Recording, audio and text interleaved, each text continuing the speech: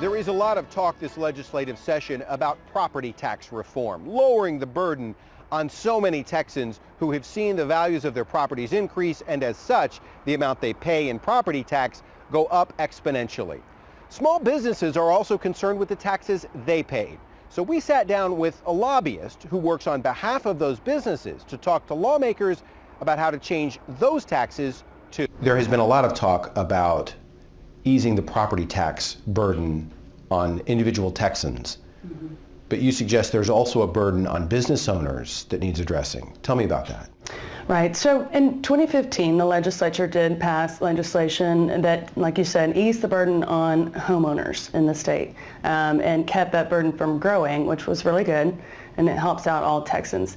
However, there's not been real relief for business owners in quite some time, especially in the way of business personal property taxes. So Texas is only one of 9 states in the country that not only taxes a business's real property, meaning the actual property that they sit on, but it actually taxes a business's tangible property, including their inventory. So it's very burdensome, and I'll explain what that is. So, I mean, anything, for instance, the chairs that we're sitting on, the mixers that bakers use to bake, their cakes, and then especially for those larger inventory-heavy businesses trying to sell tractors or trailers, anything that's sitting on their lot, which you would expect maybe, but the things that are sort of unusual for the state to be taxing are really just all of the items in the business. For instance, I always explain, if you were to take that building and dump it upside down, that business owner is taxed on everything that would fall out. And so when you talk about taxing businesses, sometimes that's hard for individual Texans to understand how that affects them. Correct. How does it affect them? Well, specifically for small business owners who I think we all know, they're the identities of our communities. Small business owners in Texas employ over 5 million people.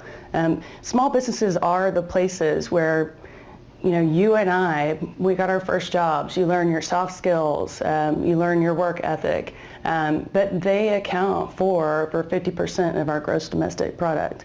They're 99.8% of all businesses in this state. So they have a heavy impact on this economy. So I've always said, sort of, as small businesses go, that is the way that this state and this country will go. So I think that every American needs to be invested in our small businesses. And everything's going to take a higher toll on a small business owner than it does on a larger business, obviously. They cannot absorb some of those regulatory costs or tax costs that a larger business can absorb. The thing that's most interesting about this inventory tax is that it is a taxpayer active tax, meaning that not only I don't just get a bill that says you owe this much.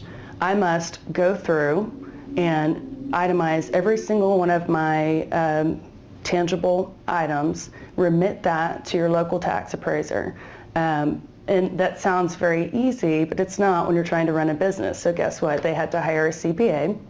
Small business owners don't often have in-house CPAs or in-house attorneys, compliance officers, so on and so forth. So right away, there's money out of their pocket. Money out of their pocket, that means that's less money that could go into the pockets of people that they're employing in the way of benefits and wages, or investments back into their business, meaning growth and hiring more people. And so what are you hoping the legislature does this session to address that tax? The state, we're a blessed state in that we have a lot of people coming here for travel and tourism and moving here. A lot of our state budget is accounted for by the money that we're getting in through sales tax and through other means. The business personal property tax, inventory tax, isn't what is keeping this state afloat. So the one thing we can ask of our legislature, as we're sitting on top of a $27 billion surplus, is to give back to these small business owners by just taking the burden off. So one of the things we're asking with the NFIB campaign is to cut the inventory tax. What does that mean? We know we have to start somewhere. Right now, the state has an exemption of $2,500. That's it. It's a de minimis exemption, and frankly, doesn't even help the smallest of the small business. So we need the legislature to come together as a decisive body and say, do we need to raise that exemption? Meaning, this would just kind of cut off the top what the small business owner would have to remit back to their local tax appraiser. Or do we repeal it altogether? Is this tax really bringing in enough money for the state? How much does it bring in? I don't have those numbers, and I need to get it because the numbers that we have are pretty old. But your suggestion is that the amount of money is not worth the burden that it places on small business owners across the state. Absolutely not. It's not worth the burden. I hear, so in Texas, NFIB, we've got well over 20,000 members in various economic sectors, from manufacturing, wholesale, retail, services industries. But in the last year, for instance, last week I heard from a member in Bastrop. They own a little bookstore. They're paying on every single book in their business. And he even said, at this point, with the rate of everything I'm going through, the taxes, the regulations, the just trying to find somebody to come and man the counter, is it worth staying in business? It's just another burden. And so to answer your question, for what the state's getting, this little tiny piece of the pie, to possibly be shutting down hundreds of thousands of business in this state, which could be a consequence of it, it's just another pile on, and I think the state could take that burden off.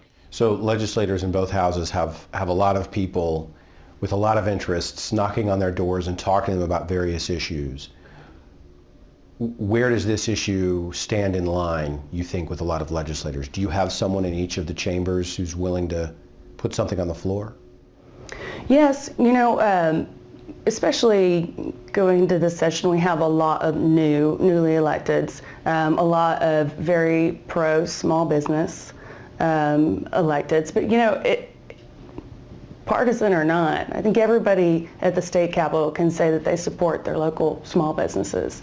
And I think practically, when these legislators, when they see the numbers, when our comptroller comes out today with our new biennial revenue estimate and says how much money we've got as a surplus in this state, and then maybe how much this inventory tax that these small business owners and other businesses are paying in, how much of that is on the table versus kind of sort of what the good and the bad come out of it.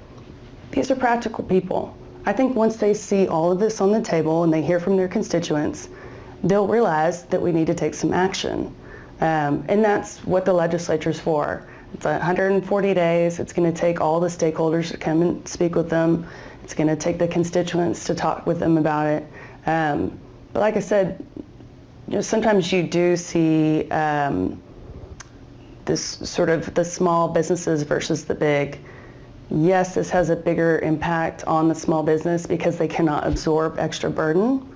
But at the end of the day, this really hurts all businesses in the state. Some final thoughts from Austin when This Week in Texas returns.